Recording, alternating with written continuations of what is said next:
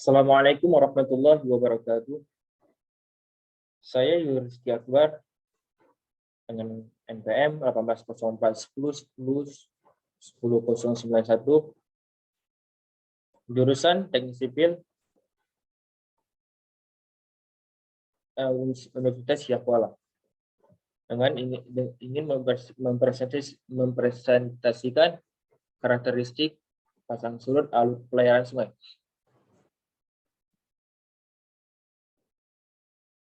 Pasang surut laut. WHO International Hydrographic Organization mendefinisikan pasang surut sebagai periode pasang dan surut dari laut, lalu dan lain-lain, merupakan prinsip dari daya tarik gravitasi dari bulan dan matahari terhadap rotasi bumi. Gaya pembangkit pasang surut. Dalam fenomena pasang surut, ada pun beberapa hal yang memberikan pengaruh dalam pembentukan pasang surut. Gerakan dari bulan dan matahari mempengaruhi proses pembentukan pasang surut air laut yang mempunyai peranan yang penting.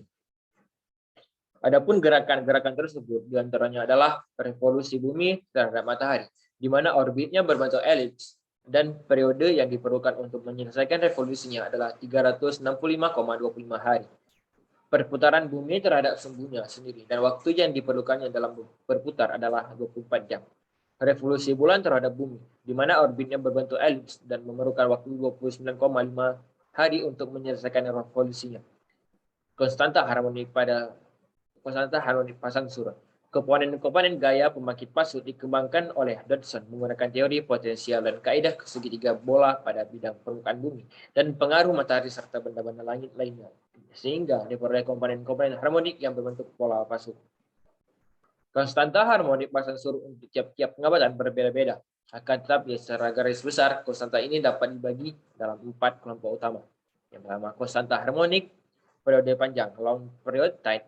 Kedua, konstanta harmonik periode tengah harian, semi diurnal period tide. Yang ketiga, konstanta harmonik periode harian, diurnal period tide. Yang keempat, konstanta harmonik perairan dangkal, shallow water tide. Tipe pasang surut. Fenomena pasang surut pada setiap daerah mempunyai tipe yang berbeda. Hal tersebut disebabkan oleh perbedaan letak geografisnya. Metode pasang surut. Metode pengamatan pasang surut secara umum dibedakan menjadi dua. Yang pertama, metode pengamatan langsung. Pengamatan dilaksanakan dengan membaca skala pada rambu pasang surut yang terkena atau berimpit dengan permukaan air laut pada setiap jangka waktu tertentu. Untuk pengamatan jangka pendek, cara ini banyak dipakai sebab sangat murah pembiayaannya. Yang kedua, metode pengamatan tidak langsung. Metode pengamatan tidak langsung.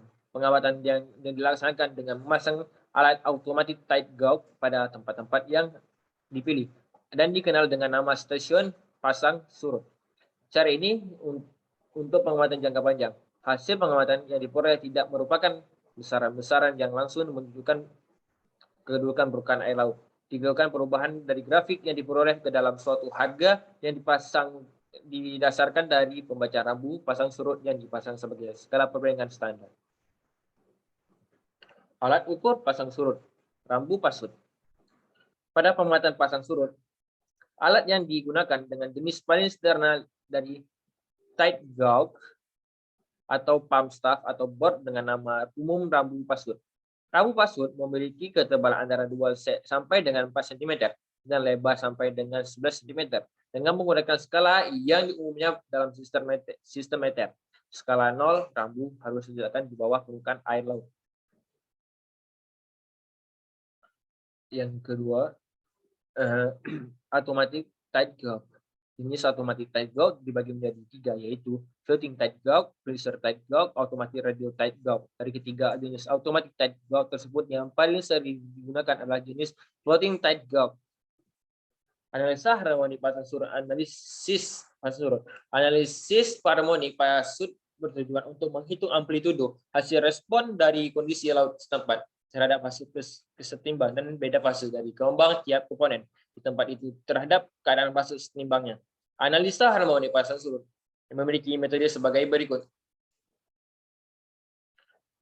Analisa harmonik metode Admiralty. Metode Admiralty yang dicetuskan oleh Achi Woodson pada tahun 1928 merupakan metode yang praktis untuk melakukan analisa pasang surut dari pengamatan 15 dan 29 hari. Metode Admiralty digunakan untuk menghitung amplitudo dan fase komponen-komponen harmonik dari data pasang surut yang ada. Karena komponen pasang merupakan gelombang harmonik, maka tinggi muka air yang dihasilkan oleh sebanyak K komponen harmonik. Selanjutnya, analisa harmonik metode Last Square. Pasang surut terjadi dari efek gaya pembangkit bergejala periodik dan dapat dinyatakan sebagai jumlah linear gelombang-gelombang stasioner dan bergerak. Setiap gelombang harus mewakili setiap atraksi periodik dan dinamakan komponen fase. Datum vertikal. Dalam bidang geodesi, ketinggian titik-titik di atas permukaan bumi pada umumnya dinyatakan terhadap permukaan air laut tertentu. Akan tetapi, permukaan air laut itu sendiri mempunyai kedudukan yang senantiasa berubah-ubah karena pengaruh pasang surut. Kedudukan permukaan air laut diferensiasi sebagai berikut.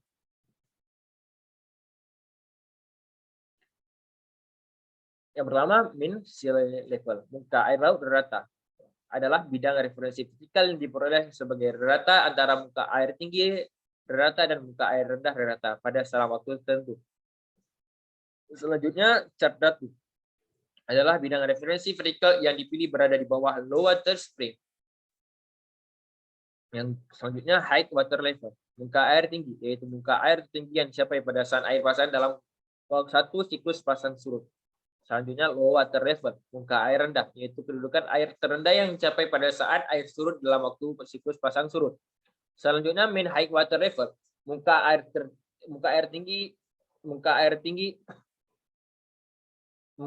tinggi rata adalah rata dari muka air tinggi selama periode tertentu. Mean low water level, muka air rendah rata adalah rata dari muka air rendah selama periode tertentu. Highest high water level, muka air tertinggi adalah air tertinggi pada saat pasang surut purnama atau bulan mati. Lowest low water level, muka air rendah terendah adalah air terendah pada saat pasang surut purnama atau bulan mati. Mean low water spring, air terendah rata-rata purnama adalah tinggi rata yang diperoleh dari dua air rendah berturut-turut selama periode pasang purnama. Mean low water neps, air rendah rata perbani ada tinggi rata yang diperoleh dari dua air rendah berturut-turut selama periode pasang perbani. Mean high water neps, mean high water spring, air tinggi rata-rata purnama adalah tinggi rata yang diperoleh dari dua air tinggi berturut selama periode pasang purnama. Mean high water neps, air tinggi rata-rata berbani adalah tinggi rata-rata yang diperoleh dari dua air tinggi berturut-turut selama periode pasang berbani. Highest astronomical tide, maksud astronomi tertinggi, adalah permukaan laut tertinggi yang dapat diramalkan terjadi di bawah pengaruh keadaan meteorologis rata-rata dan kombinasi keadaan astronomi. Lowest astronomical tide, maksud astronomi terendah, adalah permukaan air laut terendah yang dapat diramalkan terjadi di bawah pengaruh keadaan meteorologis rata-rata dan kombinasi keadaan astronomi. Sungai. Sungai merupakan air larian alami yang terbentuk dari siklus hidrologi. Sungai mengalir dari tempat yang tinggi ke tempat yang rendah. Ketersediaan air lembah aliran sungai menarik manusia untuk bermukim di sekitar sungai. Salah satu fungsi sungai adalah alur sungai yang dapat digunakan sebagai sarana transportasi. Jenis sungai non pasang surut. Sungai non pasang surut merupakan sungai yang ketinggiannya tidak dipengaruhi oleh gaya pasang surut. Sungai ini biasanya terjadi pada daerah hulu di mana topografi wilayah tersebut terdiri dari lereng-lereng pegunungan yang curam dengan kondisi batuan yang keras. Sungai non pasang surut, ketinggian air dipengaruhi oleh besar debit air yang mengalir pada sungai tersebut. Yang kedua, sungai pasang surut. Sungai pasang surut selalu terjadi perubahan periodik ketinggian muka air dari sungai di bagian hilir karena pengaruh dari pasang surut. Air yang berasal dari laut akan memasuki laut saat pasang naik atau yang disebut flood tide. Yang mengalir kembali ke laut adalah ebb tide. Bagian dari sungai pasang surut ini mempunyai debit air yang berubah-ubah sesuai dengan musim yang berlaku. Selain itu, faktor lain yang berpengaruh pada pasang surut adalah interaksi gaya-gaya gravitasi matahari dan bulan.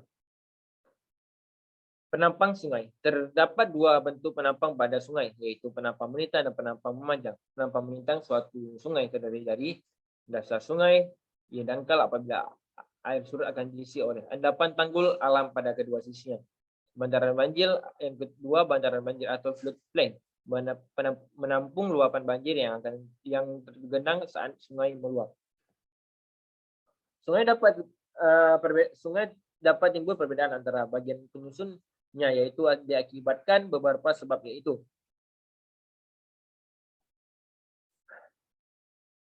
perubahan waktu. Misalnya sebuah sungai akan lebih landai apabila proses erosi dan sedimentasi terjadi sepanjang waktu. Misalnya letak topografi dari sungai dan daerah aliran sungai. Perbedaan akibat pengaruh luar seperti perubahan iklim dan kondisi geologi lembah.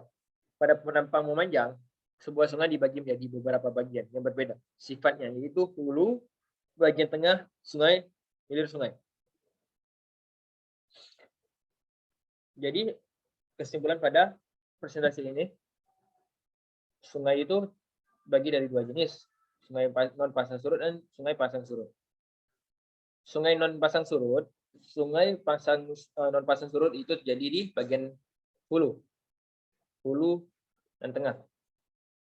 Sedangkan lebih banyak ke hulu. Sedangkan untuk bagian hilirnya itu terjadi jadi sungai pasang surut.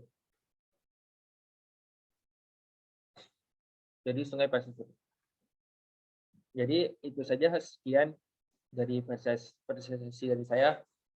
Apabila ada kata-kata yang tidak berkenan, mohon dimaafkan. Wabillahi taufiq wal hidayah. Assalamualaikum warahmatullahi wabarakatuh.